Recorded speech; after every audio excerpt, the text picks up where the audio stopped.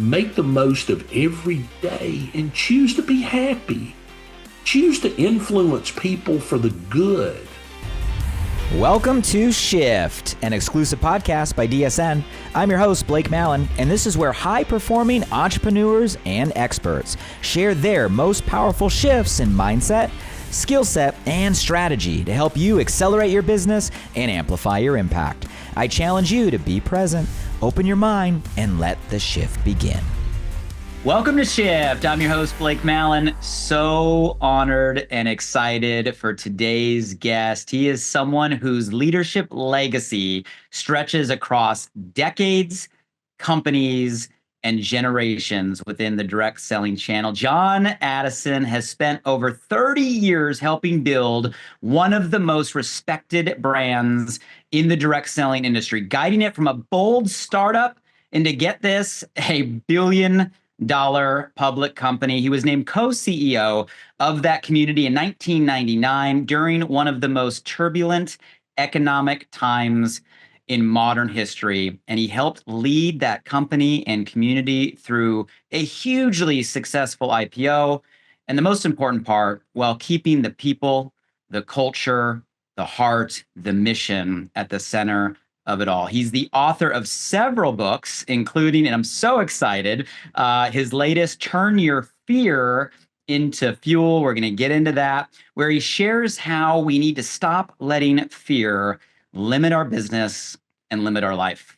And instead, we can use it as a catalyst for growth, for courage, for impact. And today, John continues to serve the channel in so many ways, mentoring the next generation of leaders through Addison Leadership Group. He sits on many boards of large respected companies. And I love how always, and I've heard him for decades in this channel, his message is clear and it resonates.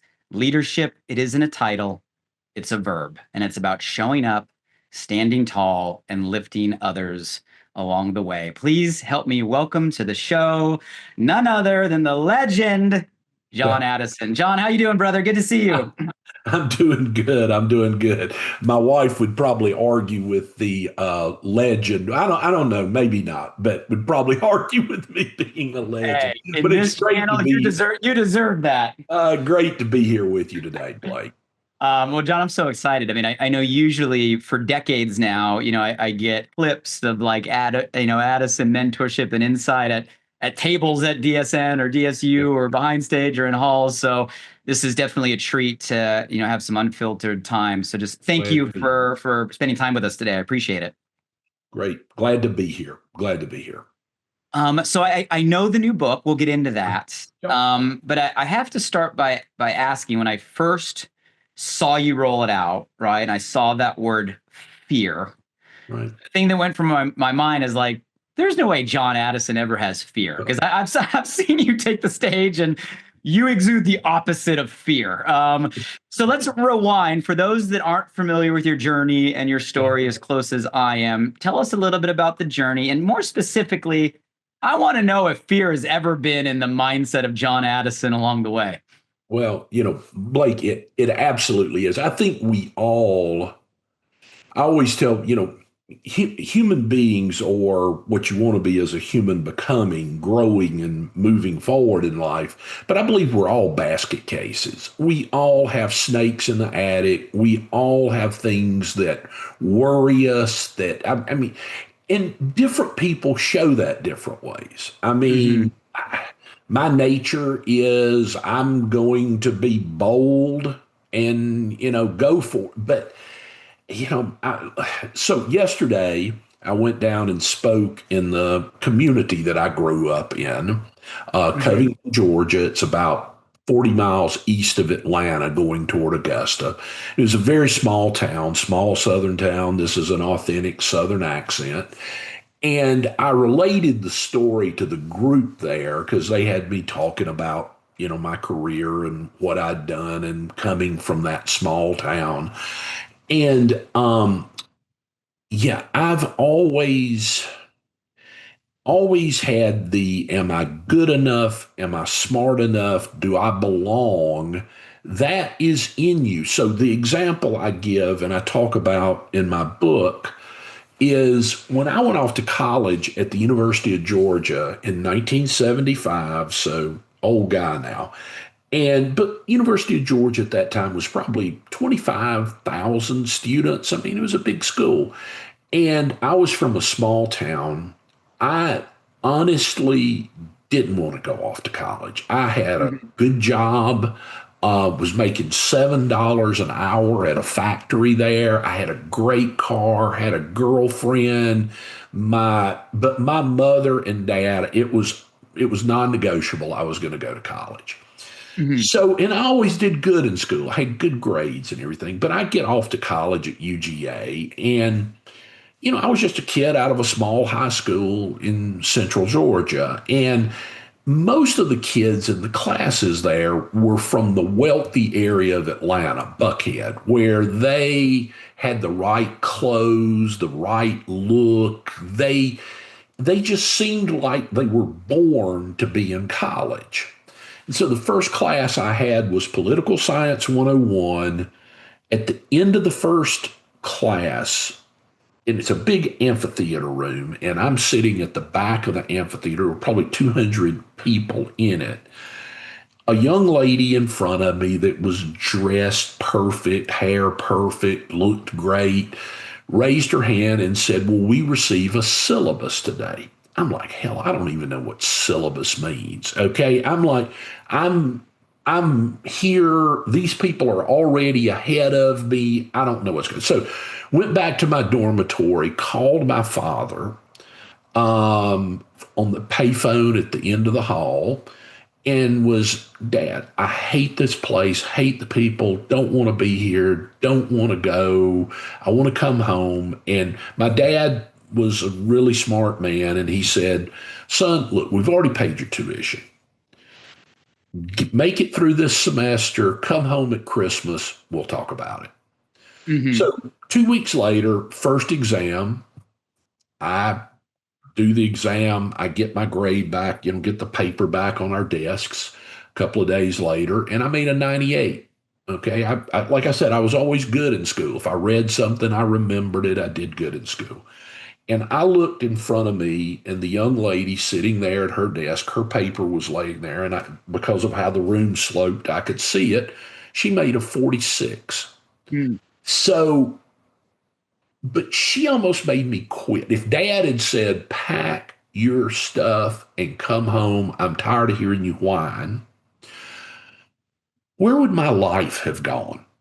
Mhm. Okay. I would have gone back working in a factory, would have probably been the funny guy, always full of stories, doing that. But where would my life have gone? And what I realize now was I just didn't feel like I belonged. I didn't feel like I was prepared to be there like a lot of those people. And Mhm. that's what I mean by fear. And those little doubts, those fears, doubts, and uncertainties can just can completely paralyze you and put you on a path in your life that you don't want to be on. And so it's overcoming those things and realizing, hey, I deserve to succeed. I mean, sometimes the biggest enemy of success is success.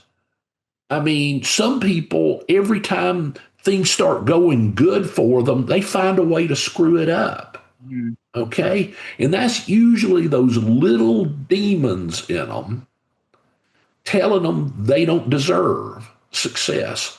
So that's what the book's about. So I can assure you, I've had plenty of it. I've had, I have a PhD in overcoming fear. But I genuinely believe it is the single emotion that most holds people back in life is Mhm. personal doubt and personal fear. Interesting hearing you get vulnerable and kind of share that moment as an example of what you're saying is probably many moments. I'm curious because I mean you're decades leading communities of Right? people and decades leading leaders. So, Absolutely. so you have a lot of perspective. My question for you is like, why do you think we all, or most of us, deal with that like insecurity, that self-doubt, that we're not enough, that, to use a term that's being, popularized today, that imposter syndrome. Like, what's your theory or thesis on like, where does this come from and why is this inside of us? I heard a gentleman that I used to hear speak years ago ran a very large company, and he used to talk about that we get programmed into us our expectations, doubts, fears by the time we're like 5 years old. Mm-hmm. Okay. And he said you spend the rest of your life wrestling with that 5 year old. And I think there is a heck of a lot of truth to that. My parents put a lot of positivity in. My parents were totally positive people. I was incredibly blessed there. But, you know, when I just think those things, you just get those little doubts in you. Do you belong? And so some people, and it's amazing how people overcome it. Some people that you see that you think they're so confident, they're so this, quite often that's their defense mechanism to cover for those things. Mm-hmm. And people just have, they just have those doubts and fears in them. And it is your ability. You'll never get rid of them.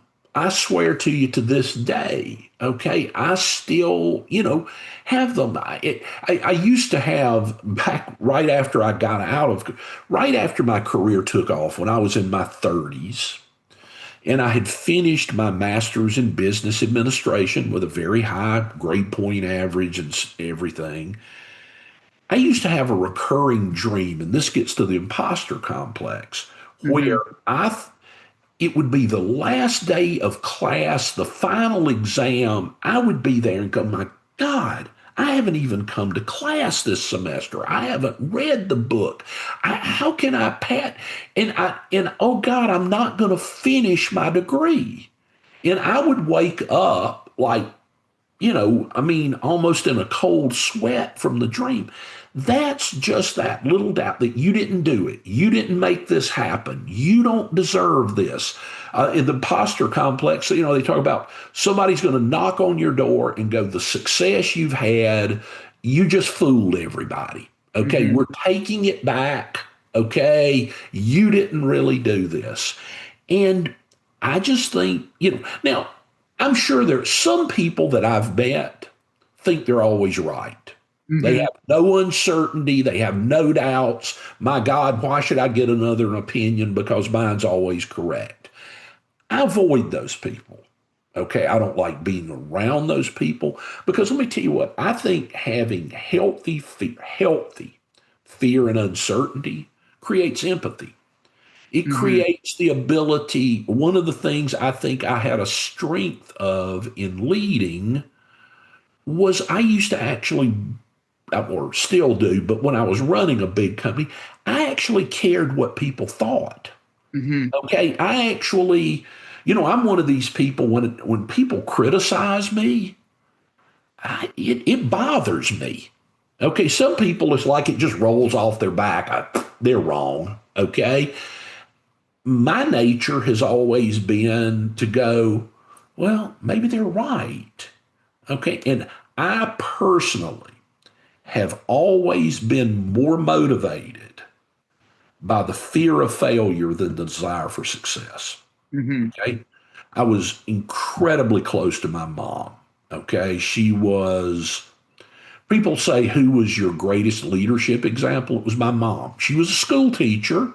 She never ran a big company or a big business, but in the community we lived in, she was the centerpiece of it. Everybody knew Ruth Addison. Everybody wanted Ruth Addison's opinion. She had the most captivating personality of anyone I've ever known. People just loved her and gravitated to her. Okay. And I didn't want to disappoint her. The worst thing to me back when I was a young man was mom saying she was disappointed in me. Okay. So I am more motivated by I don't want to screw up. I don't want to not get it done than I am when, that, oh, look how successful I am. Look how great life is. So, and I know there are a lot of people like that. Some people Mhm. aren't. Okay, maybe the book's not for them. If you think you know everything, have never been wrong on any opinion on anything in life or whatever, probably not the book for you. Okay, but if you're one of those people where you go, God, that sounds like me. Okay, I think I have a lot to share with you about how you recognize those fears for what they are and you go in anyway. And Mhm. you just keep moving forward. You just keep getting better every day. And you just keep, yeah, I mean, just stay focused on your dream. You mentioned, John, I wrote down healthy fear, Yeah. which, that's not maybe two words most people would put together on normal Yeah. conversation. And it makes me want to go deeper there. Like in this business, right? People leading people, community marketing. In your mind, like what's the difference between healthy fear and then what are some examples of unhealthy fear in our Well, I mean, world? some people can't even go out of their house. I mean, the pandemic, I think, left a boatload of scars on certain people. I mean, some people are, just afraid of everything. Okay, one of the Charlie Brown shows from back in the '60s, they were trying to, talk to Charlie about all the different fears, and then they finally said the one that is the fear of everything, and he went, "That's it." Mhm. Some people are healthy fear and doubt. In my opinion, the definition is you don't have all the answers. Mhm. You know you screw up. You make mistakes. I believe my opinion of poor leadership is when you just surround yourself. I mean, the further up you go and you become CEO or something, there's a bunch of people that are just going to kiss your tail to try to get ahead. Mhm. Okay. Those aren't the people I wanted around me in my inner circle. Okay. Now, I used to tell my people, I want a group of people where we can disagree without being disagreeable. Okay. And if you think I'm about to do something totally stupid, okay, and you let me do it anyway, okay, and then after it's over, you tell me, yeah, I knew that wasn't a good idea. Okay, you and I have a problem. Mhm. Okay, I want you to tell me what your opinion is. That's what you're getting paid very well to do. So, my view is you want to surround yourself with people that you trust, that are good people, but that don't think, act, and do everything the way you are. Okay, Mhm. I'm a pretty, out there guy, okay? And my most right-hand person was a gentleman named Chess Britt, who was our executive vice president of marketing, very quiet guy, man of, oh, he was the epitome of still waters run deep. Mhm. Okay. And he would walk in my office. If he walked in my office and he had his glasses like this and he was spinning them, okay, I knew I was doing something hideously stupid. Okay. And That was the sign. That was the I'd, signal. I would go, Chess, okay, what do you disagree with? Mhm. And honestly, a huge amount of the success I had personally in business was because of him. Okay. So healthy fear leads to being open to other people's opinions and realizing I ain't got all the answers. Mhm. Okay. And so I think that's healthy fear that leads to healthy leadership. Mhm. Somebody that all they want around them is people that tell them how great they are and how good they look. okay, and how smart they are and I mean, that's not leadership, okay? That's just creating a show.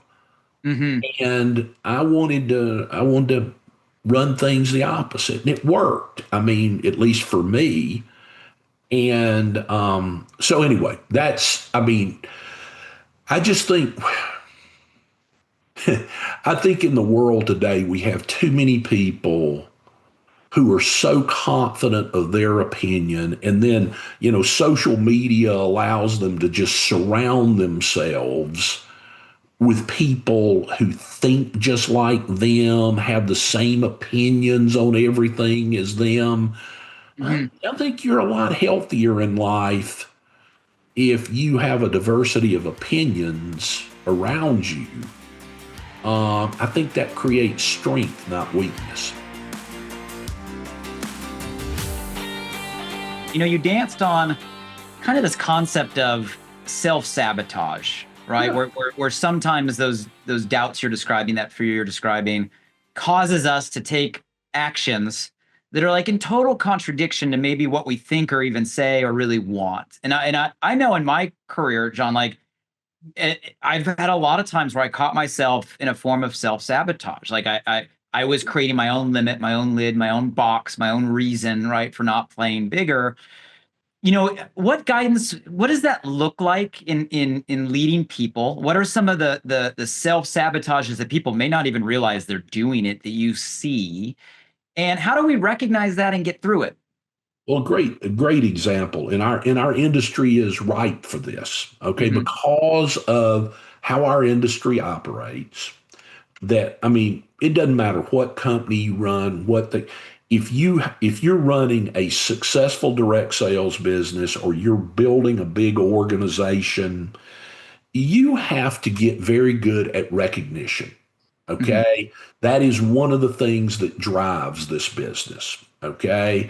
And, in a traditional job, most people are only recognized when they screw up. Okay. Hmm. In our business, I always tell people my definition of what makes our industry work is we transfer confidence to unconfident people. I That's like what you have to master the ability to do. And one of the ways you do that is by recognizing them, saying great things about them, telling them they're going to but in our business, so I believe everything in life is a balance. Okay. There's a yin and a yang to everything. I always tell people you've got to be, you know, confidently unconfident. You've got to be boldly humble. Okay. You've got to be cautiously aggressive. Okay. You have to manage those contradictions. And in our business, the number of times I've seen somebody come in, they're so humble, they're so, you know, they want to learn, they want to do things, they realize they don't do things, and then they start succeeding, hmm. and then they get ahead and they're doing things, and people are telling them how great they are and recognizing them. I always tell people the further up you go, if you ever start believing your introductions, okay, Hmm. you're in trouble. Okay. And so I call it the air hose syndrome. It's like you put air in them and just pump their head up. Okay. And then they start thinking, I'm infallible. I know everything. If everybody doesn't do the business just like me, there's no way they can succeed. And that when you get your head too big and your ego too big, my experience, that's right before you step off the edge of the cliff. Hmm. Okay. So this business, it's a it's a tricky business because it's so human oriented that you want people to be confident as they can be. But there's a fine line between confidence and cocky, Hmm. which leads to getting your butt beat. Okay. So you can sabotage yourself by never thinking, oh my God, I'm not going to do anything because if I do anything, I'll screw up. Okay. So you can be so fearful you never do anything. And then on the other side of that coin is you can become so full of yourself. And oh my God, did you hear? They just introduced me as the greatest new recruiter in the history of our company, blah, blah, blah, all that. And you got to go, yeah, yeah, yeah, yeah. Let me tell you what. Winston Churchill, one of my favorite quotes by him was after World War II, he had led, and in 1940, pretty much single handedly kept England in the war and fought the Nazis. Okay, and was the only thing standing between the Nazification of Europe. Led England and the world to victory, and then almost the minute it was over, got voted out of office. And you go, how could that? Well, because people thought, okay, he was a great wartime prime minister. It's time for somebody to lead us in peace. And when he was giving his speech to his supporters that night, where nobody could believe that he had lost, that they had lost, he said, success is never final. Failure is never fatal.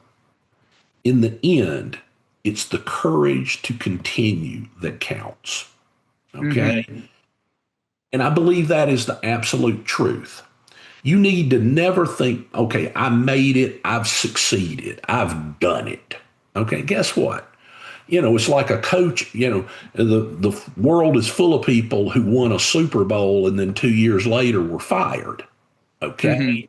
Success is never final. But on the other side of that coin, failure's never fatal.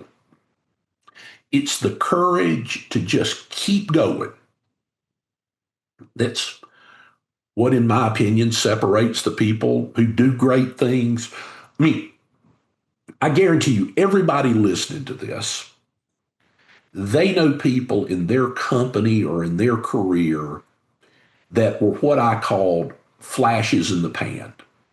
Okay, they make a lot of noise. They're like Mr. or Ms. Everything for a year. And then a year later, it's like, whatever happened to that person? The founder of our company, Art Williams, used to say, let's see, sprinters are a dime a dozen, marathoners are one in a million. Okay? You want to be a marathoner. You want long-term success, not short-term recognition. Okay. So anyway, it's just, there's a yin and a yang to this. You can be too unconfident, or you can dang sure be too confident. Okay. This is try to keep your perspective on yourself and surround yourself with people that help you do that. It is a balance, right? I can imagine like listeners are, on the journey right now, and they're somewhere on the spectrum that you're defining, right? They're either sitting in fear, right, or they're trying to find their way to confidence, or maybe they're, your words are causing them to check themselves a little bit of like, am I getting into that risk territory where I'm believing my own press and believing my own story, and how do I counterbalance? This I love the title, right?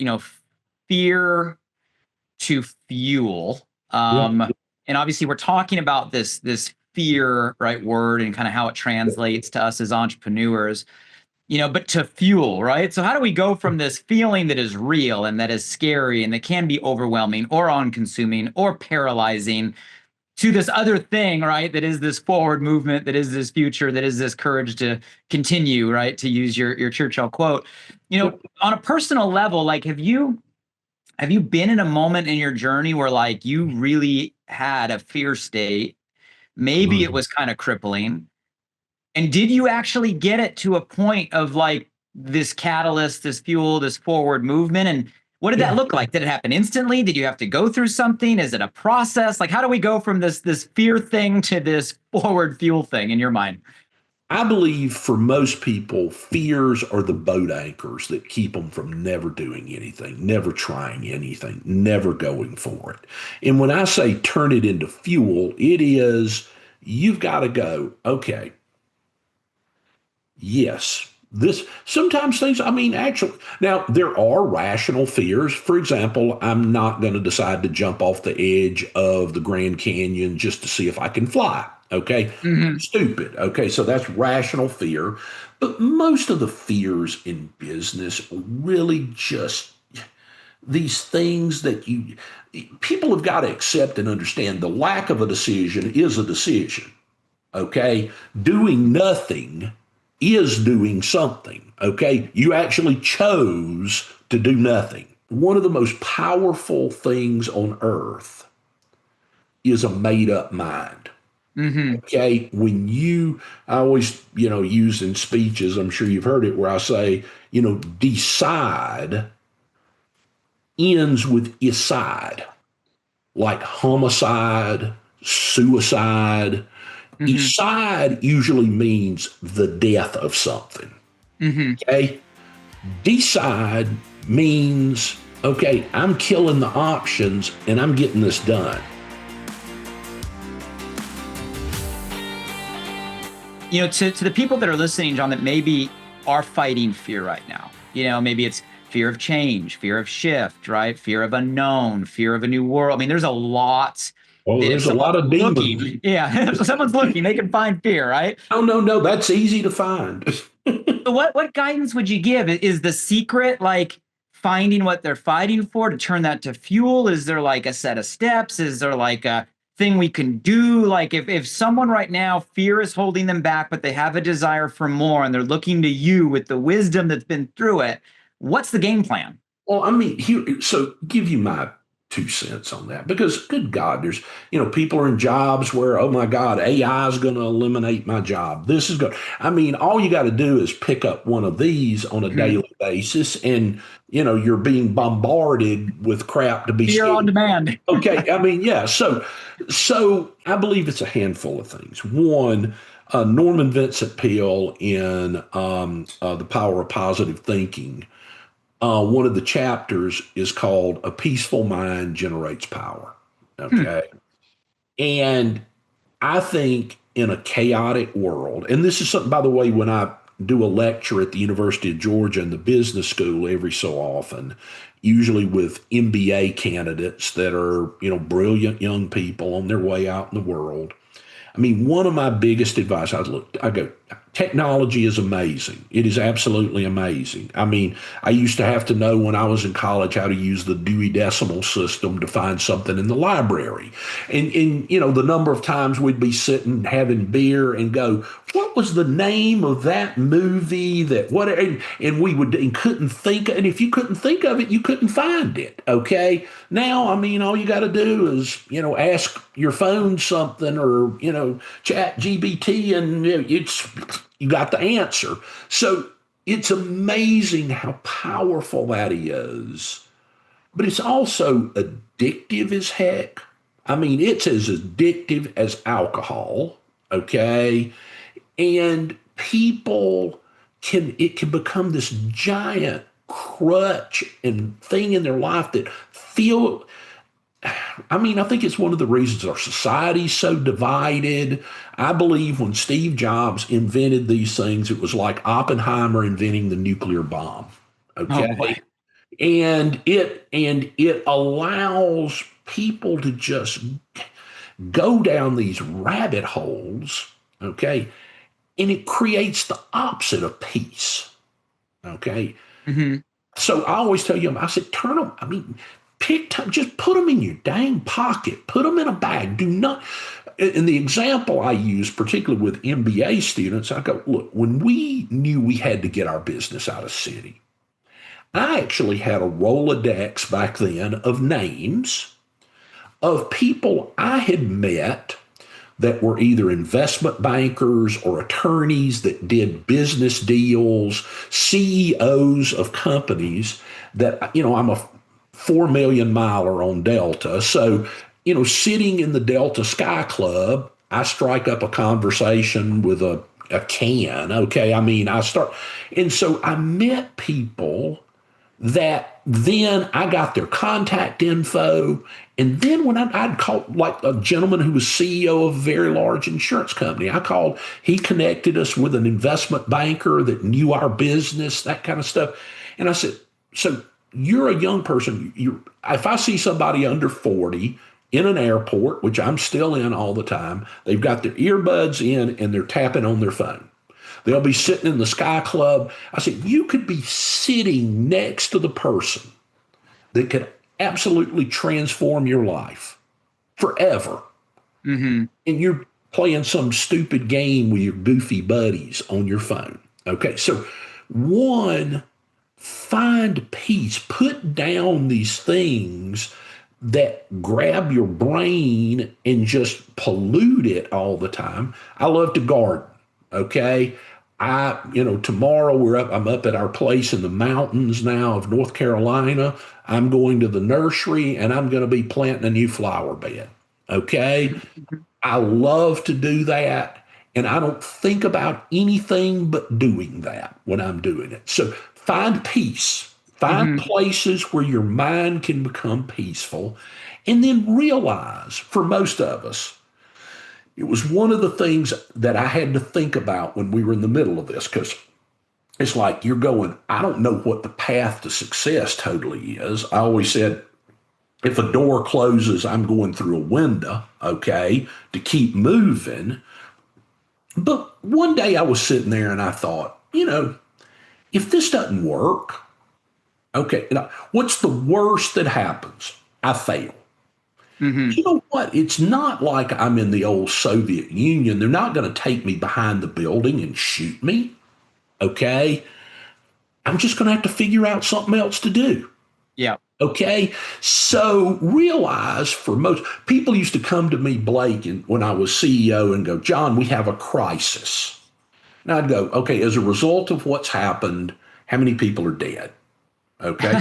Fortunately, in my career, the answer was always none. And I'd go, so now that we've established we have a situation, not a crisis, okay, Yeah. let's think about what to do. Okay.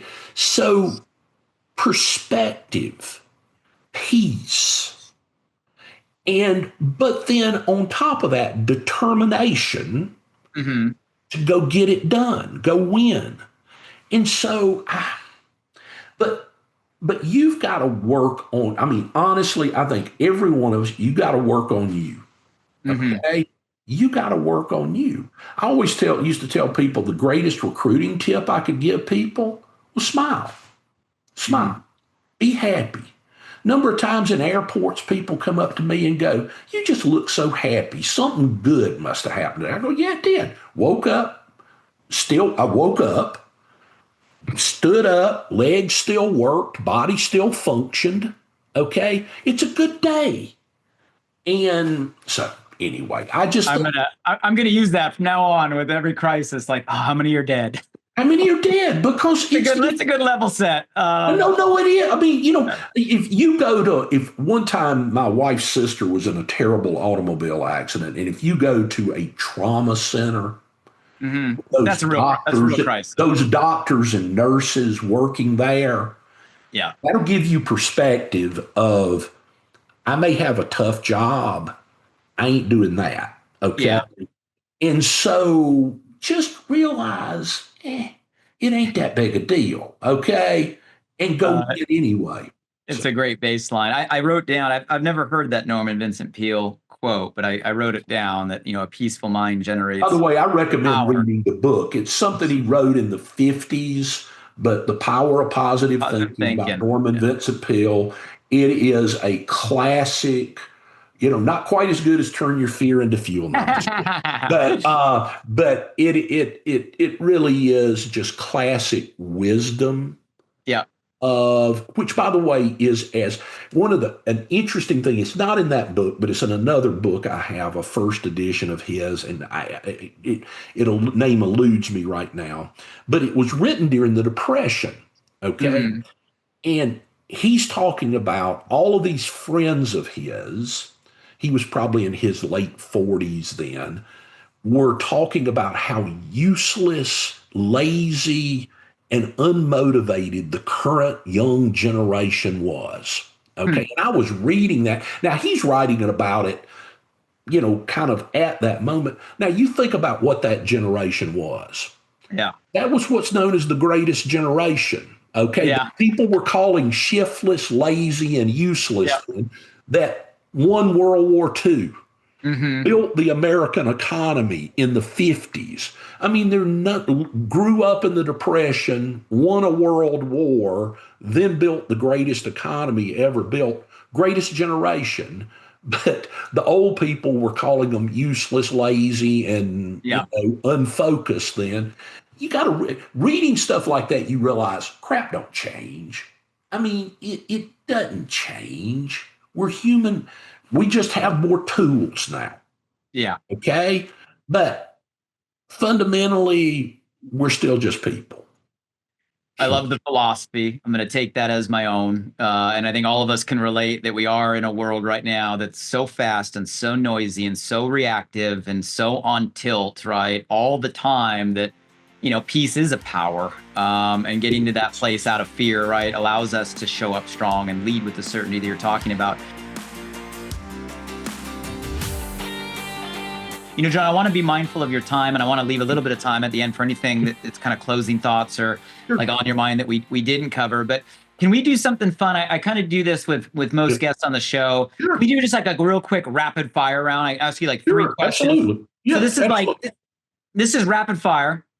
It can be like one sentence, right? This first thing that comes to mind. There's no right or wrong, but kind of the premise of shift is not just the fact that we're in a season of shift, but it's what you've been giving us through all of your examples in your story. It's that a lot of times that perspective you keep saying, right? And that mind shift changes everything.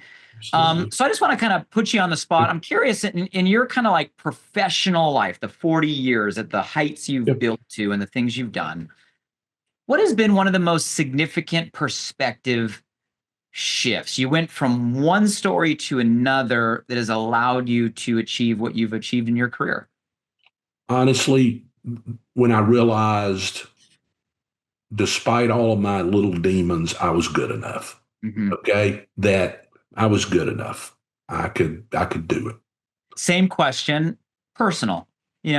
Minus John Addison Group, minus CEO, minus IPO, minus all the achievements, minus legend. As a human, like same question, one of the biggest shifts that's made the most difference in who you are. Being born to the parents I was born to, which is just luck. Okay, and then marrying Love Ann and having the family we had. A lot of people think I'll be happy when circumstances allow me to be happy. If you're waiting on circumstances to make you happy, you'll never be happy. I know miserable multi millionaires. I mean, like miserable, gnarly, wouldn't want to be them in a million years. And then I know people that are friends of mine that are school teachers, don't have a lot of money, and they're the happiest human beings I've ever known. Happiest moments of my life were when LaVann and I were in our 30s, had our two small kids when they're at that age where they just love you, and my mom and dad lived not far from us, and they were healthy and they were over all the time. And we didn't have any money then. Okay. But what I wouldn't give now, to wake up and walk into the kitchen and my mom's in there cooking and my dad's there and my kids. Yeah. Sometimes in life we mistake what success is. Okay. So be happy. Just get happy. Yeah. I mean, you're giving me emotions and chills there because, what you just described is a season I feel I'm in right now. And without getting into the personal stuff and the challenges that we've navigated this year, it's a reminder that we're in a happy season and have so much, right? Even on one end, we might have very little. On the other end, we might have everything. So, I mean, thank you for that reminder. Last rapid fire question is kind of more of a of vision. And when I think you, I think vision. Like I think John Addison, I think leadership. I think John Addison, I think vision. Um, so I often wonder and kind of just think about the power of our whole channel. Like how many people representing all the brands and companies and services innovations across the world, like it's got to be one of the largest, most powerful communities of passionate people in the world. So my question for you, like kind of a fun one, if you could snap your fingers right now and immediately insert in every single coach, consultant, distributor, promoter, and everything we call ourselves, Yeah. a single belief or perspective shift, what gift would you give to everyone in our channel today if you could? I think, and this isn't for just our industry, but for the world, is love and empathy. Mm-hmm. I think I grew up in a small community, not a lot of wealth there, but it wasn't poverty. It was just, I grew up in Mayberry, like anybody that watched Andy Griffith. Mm-hmm. And people were happy and they loved one another and they took care of one another. Quit thinking your friends are on your social media page. Mm-hmm. Okay. Build deep relationships with people. Love people. Look for what's good in people. I mean, I think that's got to change where we're at now. People become so insular, so in their own little world. I mean, man, life's short. Mm-hmm. I'm at the phase of my life. I've, got a birthday coming up in a few weeks and I'll be 68. And, people ask me what I'm focused on now. My answer is QTR, quality time remaining. Mm. Okay. That, look, I've got my 50th high school reunion coming up this summer. Wow. Okay. Class of 75. Party down, ain't no jive. We're the class of 75. And I always tell people my definition of old is when you talk more about what you did than what Mm. you're going to do. Mm. There are a lot of people that are old at 30. Mm-hmm. Okay. I mean, they peaked in high school. Okay. Mm-hmm. I, you know, I, I want adventures. I'm looking forward to what's next. What can I do? I mean, so my thing I just give people is just, peace, happiness, love. I mean, realize, we're all hurdling, no matter what age you are right now. Tomorrow, you're going to be a day closer to an event where you're going to be the guest of honor that you don't want to be at your funeral. Okay. Mm-hmm. I mean, live every day like it's your last, and one of these days you're going to be right. Okay. Make the most of every day and choose to be happy. Choose to influence people for the good. Find 5 people today that not even that you just say something good to. You look great today. You seem so happy. Just be a ray of sunshine in crazy times. So Mm-hmm. anyway, that'd be my. I mean, that's a beautiful gift. And I hope those words fall at least on everybody who's listening to this right now and everybody who decides to share this right now. And we receive all of that.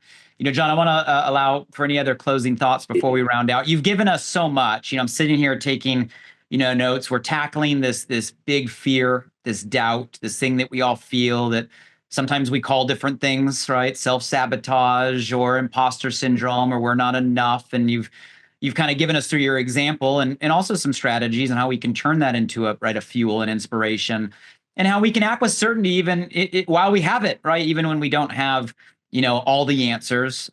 You've danced on leadership and what it looks like genuinely, authentically, and surrounding ourselves with people that do challenge our opinions, right? That we can understand and not take that personally. And, I love getting personal at the end, where it really comes down to peace is power. empathy and love is connection. And, reminding all of us what does matter most. QTR, I wrote that down. And we're all in a business as entrepreneurs, right? That can create freedom to create more of that in our lives. So you've given us a lot. Is there anything else on your mind or your heart before we round out? Just to close it, I would just say, look, to all the people listening to this, you deserve to succeed, and you've got in you what it takes to succeed. And one of the reasons I know that is you're listening to this. You're participating in this. Most people spend their whole life doing stuff that does nothing but take them down. Okay, and you're trying to improve. You're working on yourself. Okay. That's a huge compliment to you. Okay. You deserve to succeed. So don't give up. Don't stop. Keep moving. And just go win. I always tell people, because at the end of speeches, I always say, I'll see you at the top, because the bottom sure is crowded. And just make a decision. You're gonna go do it. Okay. Not talk. The world is full of talkers that are always going to talk about what they're going to do. Okay. Go do it. Go win. You deserve it. So that'd be my kind of closing comments to folks. I love it. And for everybody listening, you do deserve it. You're in the right path. You're at the right time. And even if that little voice tells us all we're not enough and that fear comes in, you've learned from today's conversation and John's stories and examples that you can do it anyway. And we all go through it. And that future that is on that why, that goal, the reason why you're on the path, it can be real, and it can be possible. You guys go grab the book, Turning Fear into Fuel, on Amazon. Search the title, search John, grab it today. This was just a glimpse, right? A tip of the iceberg of all of the information, the path, the strategy, and the wisdom of 40 years, 4 decades, right? Leading people. Absolutely. All into that. And, guys, I'm gonna challenge all of you, right? Listen to this, re-listen to it, grab the nuggets, grab the wisdom, use it to collapse and compress your time on your own journey. And, every shift, a mindset shift, a perspective shift, it is a gift. And John gave us a lot of those today. And you have the power to share, right, that shift, that gift with others by simply sharing this conversation. So pass it on to those that are on the journey with us. You can find the full conversation at shiftpodcast.com, along with a whole library of amazing conversations of the past. And the only reason we're all here is to pour into you so we can continue to rise together, grow together, and go make an impact, right, that this channel can make on so many lives. So, John, I appreciate you, who you are, your time today, and everything you do for our to share our channel. And for everybody out there, let's make the shift. Thank you, John. Thank you.